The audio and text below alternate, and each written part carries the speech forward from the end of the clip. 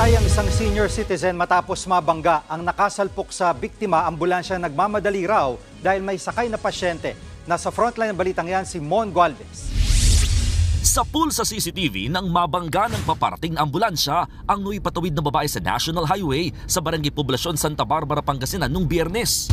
Sa lakas ng pagkakabangga, tumilapon ng ilang dipa ang biktimang si Elsie Dion, 73 taong gulang. Hindi rin kaagad nakapagpreno ang driver kaya bahagya pang nagulungan ng matanda. Bumaba ang driver at sinilip ang pumailalim na matanda saka iniatras ang ambulansya. According po sa kanya, emergency din po yung dala-dala niya. Kaya nga po medyo hindi daw po niya napansin yung tumawid na biktima. Agad namang tumulong ang mga pulis malapit sa katapat na presinto at dinala ang biktima sa ospital. Pero hindi na siya umabot ng buhay.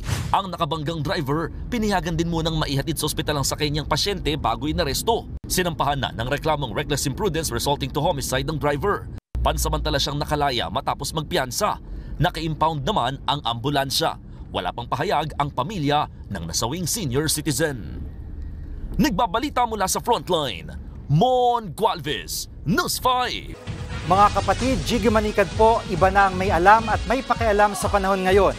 Para sa konkreto, kumpleto at komprehensibong balitaan sa frontline, mag-follow at mag-subscribe sa social media pages ng News 5.